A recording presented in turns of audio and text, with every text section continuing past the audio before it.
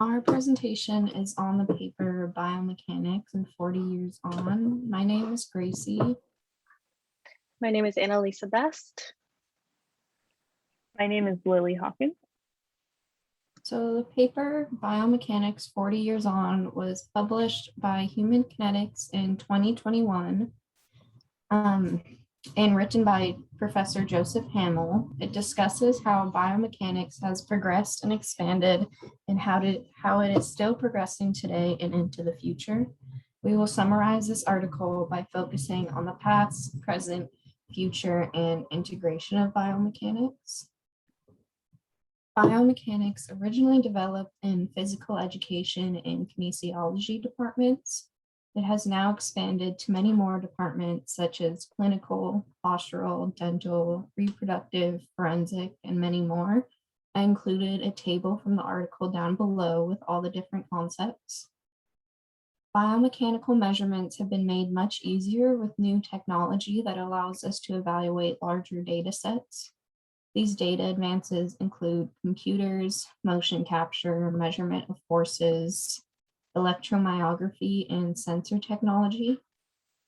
Computers have dramatically advanced within the last 40 years. In the past, we only had very large mainframe computers that could not process information very fast and not large amounts of information at once.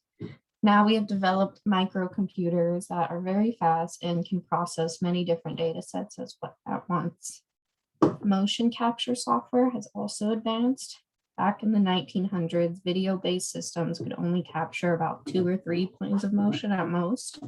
Now they can capture many different planes of motion at once, faster and much more accurately. For measurement of forces equipment used to be very large and expensive, and the only place you saw it was in laboratories, and it is now much more common, less expensive. An example of this equipment is something like treadmills. Electromyography always had very big machines and many wires that connected to computers, but it is now completely wireless. Same thing with sensor technology. The equipment was very large and heavy and full of wires, and it is now also wireless. In the past, imaging technology was not very accurate when assessing structures such as bone and cartilage, and it is now very accurate and can measure all different types of structures with ease. Moving to the present day field of biomechanics, there have been many hot topics, but this article focuses on the technological advancements. There have been 2 developments. One is the musculoskeletal modeling and computer simulation, as well as motion capture markerless tracking. Musculoskeletal modeling and computer simulation has made data collection much more accurate and easier to obtain. Having these detailed models gave us more precise measurements to allow us to see joint torque and individual muscles. The most popular program that is used to this day is OpenSim. These measurements allow us to see also a tissue level model to estimate the forces that are applied to each tendon, ligament, and other connective tissues. Stress and strain on the body has also been made more visible to compare with the tolerance levels to help prevent injuries in the future. During the article, they state what we cannot accomplish with a physical protocol, we can achieve by simulation. But this was not the case when they had developed motion capture markerless tracking. In the past, it was a marker-based system. This means that it was confined to a lab setting, very time-consuming, and it was very difficult to recreate real-life scenarios. The participants would have to wear skin-tight clothing to allow the markers to be as close to them as possible to get the most accurate readings they could at the time. But as a result to this motion capture markerless tracking, it breaks that confinement to a lab setting and moves these experiments into the real world. These participants are allowed to wear more comfortable clothing, which as a result gives us more organic data since they are able to perform these motions more naturally.